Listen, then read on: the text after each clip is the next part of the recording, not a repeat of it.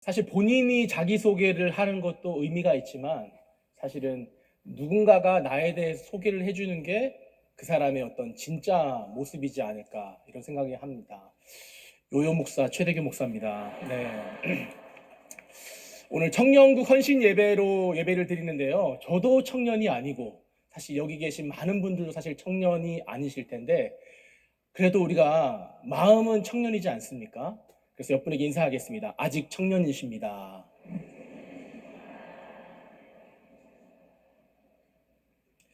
저는 예수의 뒤를 따라가라는 제목으로 하나님 말씀을 나누겠습니다. 얼마 전 인천공항에 마중 나갈 일이 있어서 나갔습니다. 도착 그 입국장에서 진기한 장면을 하나 봤는데요. 이 중국인 20대 여성 100여 명이 손에 핸드폰을 들고 누군가를 기다리고 있는 겁니다. 너무 궁금해서 저도 뭐예요? 누구 왔어요? 아이돌이 지금 입국한다는 거예요. 저도 그 대열에 껴서 핸드폰을 들고 있었습니다. 여기저기서 환호성이 들리는 거예요. 입국한 거예요. 경호원으로 둘러싸여 있고 그 뒤로 수많은 여성들이 뒤따라 갔습니다. 참 연예인은 연예인이더라고요. 키도 크고 얼굴도 조그만하고 참 그렇던데 누군가를 좋아해서 그 주위를 맴도는 사람들을 이제 팬이라고 부릅니다. 이 카일 아이들먼이 쓴 팬인가 제자인가 라는 책에서 그는 이런 질문을 합니다. 당신은 예수 그리스도의 주변을 맴도는 팬인가? 아니면 예수님을 따르는 제자인가? 예수님을 응원하고 감탄하지만 손해를 감수할 때는, 희생을 따를 때는 뒤로 물러서는 팬이 되지 말고 자신을 들여서 그분의 뒤를 따르는 예수님의 제자가 되라고 이야기합니다. 지금 예수님이 가버나움이라는 동네에서 많은 병자를 고치시고 유명 인사가 되셨습니다. 많은 병자들이 예수님 앞에 나온 거예요. 이때의 상황이 오늘 본문을 말하고 있습니다. 36절에 이렇게 돼 있죠. 시몬과 그와 함께 있는 자들이 예수의 뒤를 따라가. 제자들도 예수님을 따랐다고 하는데 어떤 마음으로 예수님을 따른 걸까요? 여기에 이렇게 오늘 교회에 오셨는데 여러분은 어떤 마음으로 교회를 오신 겁니까? 예수님은 제자들이 자신의 뒤를 따를 때에 십자가의 길로 가기를 원하셨습니다.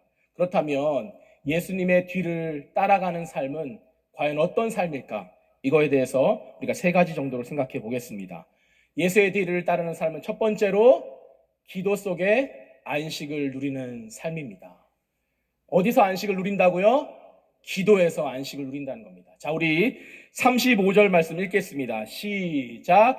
새벽 아직도 밝기 전에 예수께서 일어나 나가 한적한 곳으로 가사 거기서 기도하시더니 예수님이 새벽에 일찍 일어나셔서 기도하셨다고 해요.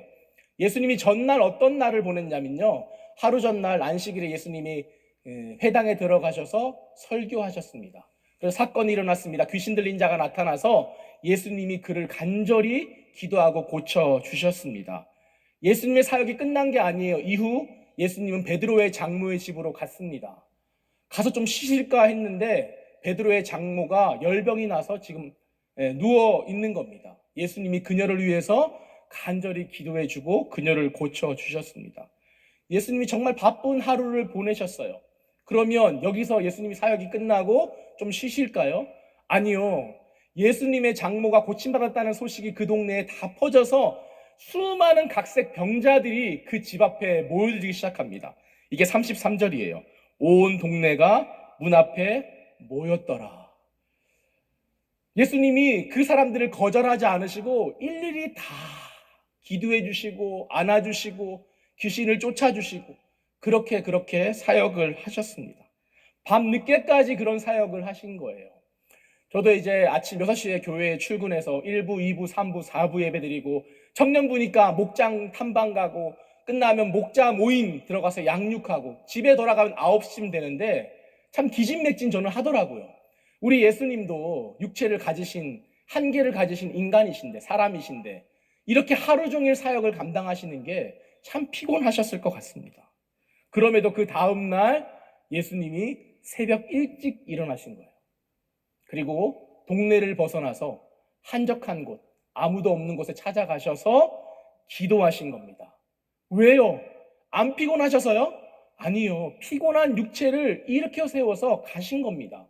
왜냐하면 예수님에게 이 기도가 가장 큰 안식이고 쉼이셨기 때문에 그렇습니다. 여러분은 어디서 안식을 찾으시나요? 참 우리도 너무 인생이 힘들어요. 피곤합니다. 어디서 안식을 찾습니까? 이리저리 안식을 찾아요. 나를 좀 안 찾았으면 좋겠다. 알람도 다 꺼놓고 늘어지게 늦게까지 좀 잠을 자면 좋겠다. 이런 생각을 합니다.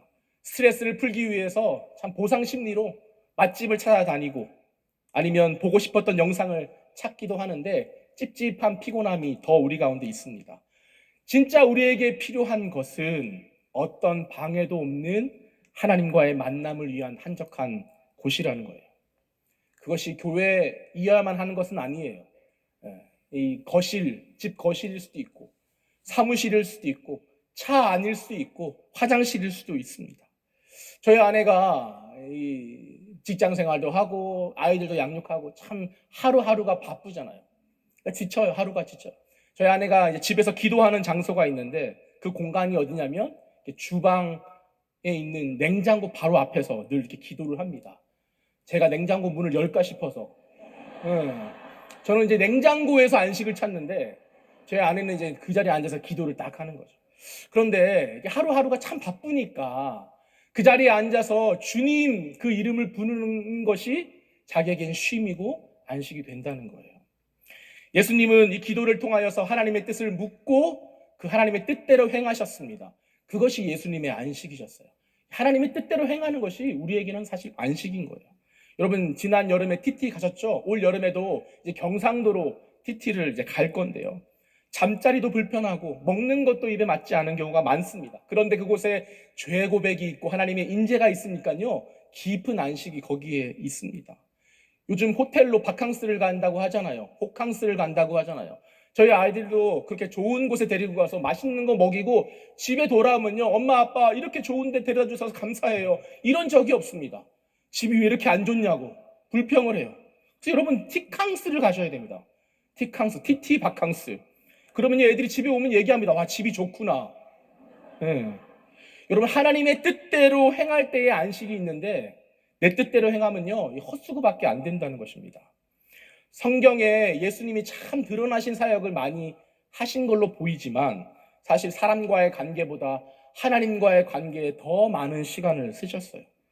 사역이 너무 바쁘셔서 새벽에 일어나 기도하셨고 사역이 조금 일찍 끝나실 때면 저녁에 산에 가셔서 기도하셨습니다. 잠을 들지 못하는 십자가 지시기 전 그 밤에는 번민스러울 정도로 밤에 기도를 하셨습니다. 기도 못할 핑계를 대지 아니하고 기도를 계획하셨어요. 우리가 핸드폰을 다 들고 계시잖아요. 그 어떤 핸드폰이든 좋은 거든 나쁜 거든 최신이든 옛날 거든 하루 종일 쓰고 집에 돌아가면 뭐 합니까? 충전을 해야 되잖아요. 우리의 영혼도 말씀과 기도로 충전을 해야 되는 거예요. 이 기도를 통하여서 하나님의 뜻과 마음을 우리 가운데 채워야 하는 것입니다. 예수님이 이렇게 기도 가운데 안식을 하셨는데 그러면 제자들은 어땠을까? 이게 36절에 나옵니다. 36절 시작.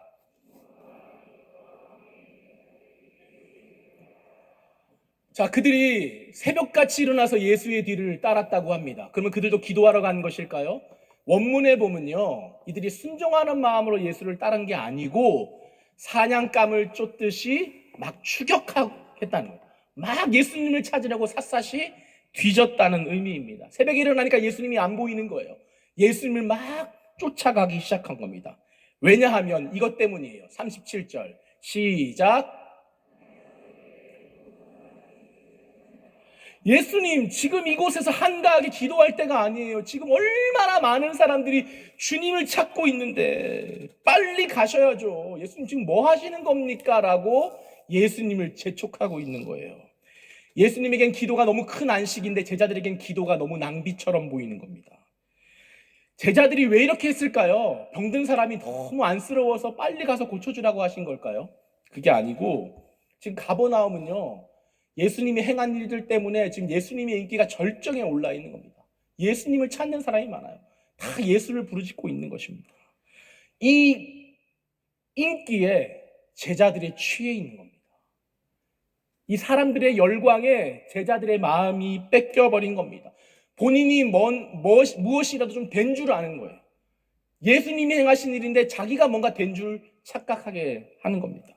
예수님의 성공적인 사역으로 인하여서 그들은 이제 뭔가 특권 의식이 그들 마음에 생긴 거예요. 요즘 큐페 시즌이잖아요.